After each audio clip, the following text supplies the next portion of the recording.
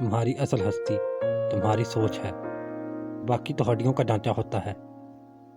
تمہاری روح کے لیے اس سے بڑھ کر کوئی مرض نہیں کہ تم خود کو کامل سمجھنے لگو۔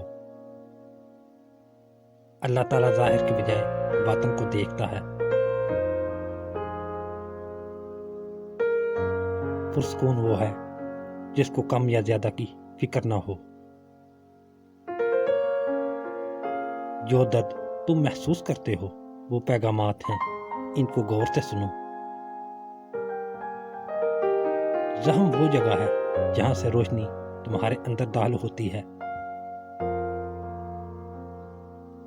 اس کائنات میں جو کچھ بھی ہے وہ تمہارے اندر بھی موجود ہے، اپنے آپ سے لو۔ دوسروں کے حال سے واقف ہونا اور اپنے حال سے نا واقف ہونا حماقت ہے۔ دوسروں کو سمجھنا مشکل ہو جائے تو اپنے آپ کو سمجھ لینا بہتر ہے۔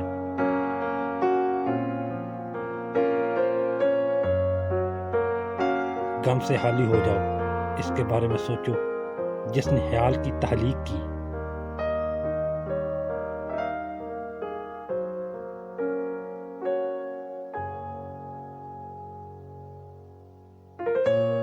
اپنے آپ سے اجنبی مت بنو، شہرزاد کے دروازے سے مت گھبراؤ۔ جانور کھانے پینے سے موٹا ہوتا ہے لیکن انسان کانوں سے یعنی خوشامد سن کر۔ جاؤ پہلے خود کو ڈھونڈو تاکہ تم مجھے پا سکو۔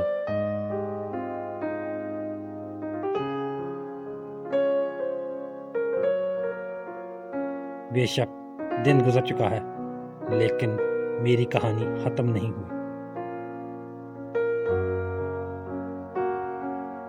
عقل خواہش پر فضیلت حاصل ہے کیونکہ عقل زمانے کو تمہارے ہاتھوں میں دے دیتی ہے، جبکہ خواہش تم کو زمانے کا غلام بنا دیتی ہے۔ عقل مندی کو بیچ ڈال اور حیرانی خرید لے، کیونکہ عقل مندی صرف ایک خیال ہے، جبکہ حیرانی مشاہدہ کائنات میں گویا تیری نگاہ ہے۔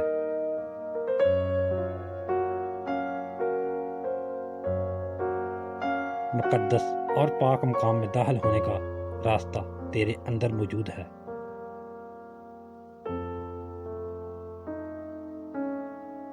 انسان کا وجود عشق سے ہی کمال کو پہنچتا ہے، اگر یہ کمال نہیں تو کمال نقصان دہ ہے۔